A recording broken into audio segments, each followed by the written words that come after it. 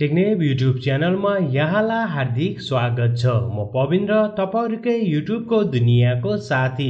यदि हामीले आज पनि नेपालको अपडेटको बारेमा कुरा गर्ने हो भने चाहिँ नेपालमा खासै डिभाइसहरु चाहिँ लन्च भएको छैन, बट यहाँ एउटा चाहिँ ल्यापटप नेपाली बजारमा चाहिँ आएको छ। That's great. ल्यापटपहरु चाहिँ आइरहेको छ, मोबाइलहरु नआए पनि। सो मोबाइलहरु पनि आउन चाहिँ तयारी गरिरहेको छ। सायद हामी धेरै मोबाइल देख्न सक्छौं। हेरौं के हुन्छ कस्तो हुन्छ। सायद सामसङले चाहिँ एनाउन्स गर्ने सम्भावना एकदमै बढी मात्रामा रहेको छ। सायद हामी सामसङ ग्यालेक्सी S22 सिरिजलाई चाहिँ प्री बुकिङ चाहिँ पर्सिबाट या चाहिँ यो महिना चाहिँ गर्न सक्छौं, जहाँसम्म मलाई लाग्छ किनकि सामसङले छिटै नेपाली बजारमा चाहिँ लन्च गर्ने चाहिँ गरेको छ। यसको साथसाथ चाहिँ अब रेडमीको केही मोबाइल आउँछ भन्ने कुरा पनि आइरहेको छ। आई डोन्ट नो एक्ज्याक्टली अहिलेसम्म चाहिँ केही पनि कुरा आएको छैन। त्यस्तै हो, रुमर्स मात्रै चलिरहेको छ। हेरौँ अब चाहिँ के लन्च गर्छन्। यदि हामीले ल्यापटपको कुरा गर्ने हो भने चाहिँ लेनोभो लेजेन्ड स्लिम 7 2021 एडिसनको रहेको छ, जसमा तपाईँले चाहिँ RTX 3060 को तपाईँले ग्राफिक्स कार्ड देख्न सक्नुहुन्छ। 165 हर्ट्जको यसको रिफ्रेश रेट रहेको छ। Ryzen 5800H को यसको प्रोसेसर रहेको छ। 16 GB को र्याम र 512 GB को स्टोरेज रहेको छ। सेम हो, नेपालमा हामीलाई चाहिँ 512 GB भन्दा स्टोरेज भन्दा अरु अप्सन नै दिइरहेको छैन। खै कुनै के हो न, एटलिस्ट 1 TB सम्म चाहिँ दिएको हो, एकदमै राम्रो हुन्छ। यो चाहिँ मेरो पर्सनल ओपिनियन हो कि मतलब के स्टोरेज मस्ट बी हो के, मतलब त्यस्तो हुँदैन। सो त्यसै मलाई लाग्छ। अब सो यस्तोको वजनको प्राइसको बारेमा हामीले कुरा गरौँ न है। प्राइसको चाहिँ हामीले कुरा गर्न चाहिँ नेपाली बजारमा चाहिँ 2,20,000 रुपैयाँ चाहिँ रहेको छ। तपाईले सजिलो तरिकाले चाहिँ अनलाइन मार्केटबाट चाहिँ यसलाई पर्चेस गर्न सक्नुहुनेछ।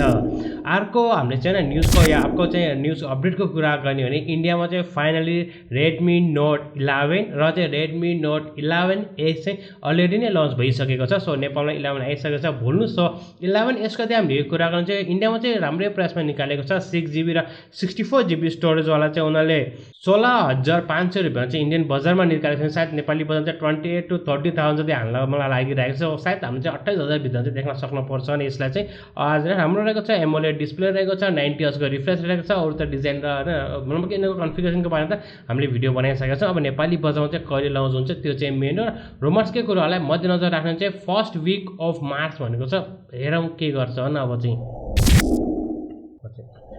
अर्को अपडेटको चाहिँ हामीले कुरा गर्ने हुन्छ, यहाँ बब्बल एउटा चाहिँ अपडेट आएको छ Redmi K50 गेमिङ एडिसनको मोबाइलबाट, जसमा उनीहरूले चाहिँ सेल्फ डेभलप गर्ने IO टर्बो रिड राइट इन्जिनलाई चाहिँ राखेको छ भन्ने कुरा पनि आएको छ।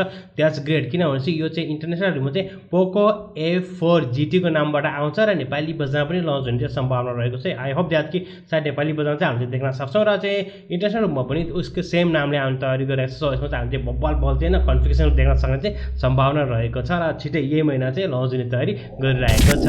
अर्को अपडेटको बारेमा कुरा गर्ने चाहिँ सामसङको चाहिँ आज चाहिँ बब्बल इभेन्ट रहेको छ, सामसङ ग्यालेक्सी अनप्याक इभेन्ट, जुन चाहिँ हैन सामसङको सबैभन्दा ठुलो अनप्याक इभेन्ट हो। र यसको चाहिँ गरौँ न भिडियोहरू फोटोहरू डिजाइन सबै लिक त भइसकेको छ, बट यस हेरौँ आज के कस्तो अपडेटहरू आउँछ र हामीले सायद आज प्राइस पाउँछौँ र नेपालको प्राइसहरू पनि हामी चाहिँ भोलि नभए पर्सिसम्म चाहिँ पाउँछौँ र प्री बुकिङ पनि छिटै हुन्छ डेफिनेटली नेपालमा। त्यसपछि हामी तपाईँ डेफिनेटली अपडेट गर्नेछौँ। ल हेर्नुहोस् न सामसङको चाहिँ अब हेरौँ न सामसङले के चाहिँ चेन्जेसहरू चाहिँ लिएर आउँछ, आज हेर्नेछौँ।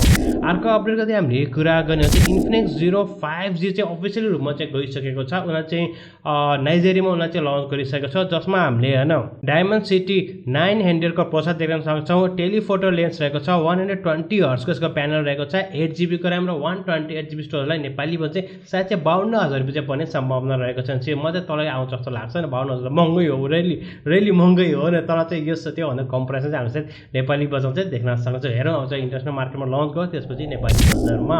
अर्को अपडेटको चाहिँ हामीले कुरा गर्ने हुन्छ एप्पलले चाहिँ एउटा चाहिँ नयाँ प्याटर्न चाहिँ हैन रेजिस्टर गरेको छ, जुन चाहिँ तपाईले हेर्न सक्नुहुनेछ। यो चाहिँ के भनेको छ भने चाहिँ आइप्याड इन्टु अ म्याकबुक भनेको छ क्या। सो आइप्याड इन्टु अ म्याकबुकको चाहिँ पर्फर्मेन्स त्यसले दिन्छ भन्ने कुरा पनि गरिरहेको छ। सो द्याट्स अ ग्रेट चाहिँ होला त चाहिँ आइप्याड र म्याकबुक चाहिँ एउटै होला जस्तो छ। सो धेरै नै उनीहरूले चाहिँ प्याटर्न चाहिँ रेजिस्टर गरेको छ। होपफुली सायद चाहिँ नेक्स्ट इयर हामीले देख्न सक्छौँ। र अर्को अपडेटको चाहिँ हामीले कुरा गर्ने Lenovo Legend Y700 gaming tablet. यस गेमिङ ट्याब्लेट अब चाहिँ लन्च हुने चाहिँ तयारी गरिरहेको छ। सो यसको कन्फिगरेसन पनि बाहिर आइसकेको छ। यसमा तपाईले चाहिँ 6550 mAh को ब्याट्री ब्याकअप देख्न सक्नुहुन्छ। चाहिँ 45 वाटको चाहिँ सुपर फास्ट चार्जिङ एडाप्टर हुन्छ, जुन चाहिँ अफिसियल टिजर पनि आउट भइसकेको छ। अर्को अपडेटको यदि हामीले कुरा गर्ने हो चाहिँ Realme C35 का चाहिँ रियल इमेजहरु चाहिँ बाहिर लिक भइसकेको छ। जुन इमेज चाहिँ तपाईले हेर्न सक्नुहुन्छ र यहाँ लिकहरुले जसले पनि क्लेम गरेको छ यो चाहिँ Realme C35 रहेको छ र छिटै लन्च हुनेछ हैन, ग्लोबली रूपमा पनि लन्च गर्ने चाहिँ तयारी गरिरहेको छ। So let's talk about the गेमको बारेमा। यदि हामीले आज गेमको बारेमा कुरा गर्ने चाहिँ सिफु भन्ने एउटा दामी गेम रहेको छ। म चाहिँ एउटा गेम प्ले बनाइसकेको छु। गेम प्ले र यसको चाहिँ रिभ्यू मलाई अलरेडी नै हाम्रो चाहिँ गेमिङ च्यानल थापाकाजीमा बनाइसकेको छु। तर लिंक छ डिस्क्रिप्सनमा, क्लिक गर्नुस्, हेर्नुस्, थापाकाजी गेमिङ च्यानल जानुस्, हेर्नुस्, बबल रहेको छ। यदि तपाईहरुसँग चाहिँ आजको डेटसम्म पनि इपिकको चाहिँ जुन कुपन छ तपाईले युज गर्नु भएको छ चाहिँ $10 को कुपन छ, go and purchase bubble game रहेको छ। मतलब कि नयाँ कन्सेप्टको गेम रहेको छ। तपाईले चाहिँ वान शटमा चाहिँ गेम सिद्धाउन पर्छ न, वान च्याप्टर चाहिँ सरर गरेर सिद्धाउनु पर्छ। यता बीचमा मर्नु भयो भने तपाईको एज अनुसार हुन्छ, जति तपाई मर्नु छ तपाईको एज बढ्दै बढ्दै जान्छ र 72 एजमा तपाई मर्नु भने गेम चाहिँ रिस्टार्ट हुन्छ। द्याट्स अ ग्रेट के एउटा नयाँ युनिक लिएको छ अनि मार्शल आर्टको गेम बबल रहेको छ। सो आजलाई यति नै। आफूले तपाईहरुलाई आजको भिडियो मन पर्यो होला, भिडियो सम्बन्धी कुनै पनि सल्लाह या सुझाव भए कृपया हाम्रो कमेन्ट सेक्सनमा कमेन्ट गर्नुहोस्। यदि तपाई हाम्रो च्यानलमा नयाँ हुनुहुन्छ च्यानल सब्स्क्राइब गरी साथमा रहेको बेल आइकनलाई क्लिक गर्न पनि नभुल्नु, किनभने तपाईलाई थाहा नै छ नेपालमा चाहिँ टेक न्यूजहरु सबैभन्दा पहिला त हामीले चाहिँ तपाईलाई दिने गरेका छौं र नेपालमा लन्च हुने र विदेशमा लन्च भएको सम्पूर्ण कुराहरु चाहिँ सबैभन्दा तपाईले थाहा पाउनुहुनेछ र विथ प्राइस के नेपालको प्राइस सबैको तपाईले अपडेट पाउनुहुन्छ। सो त्यसको लागि पनि टाक क्लिक गरेर हैन अल मात्र थिचेर त्यो बेल टाक हालेर राख्ने हो, किनभने तपाईले सबैभन्दा पहिला चाहिँ अपडेट पाउनुहुन्छ। So let's go.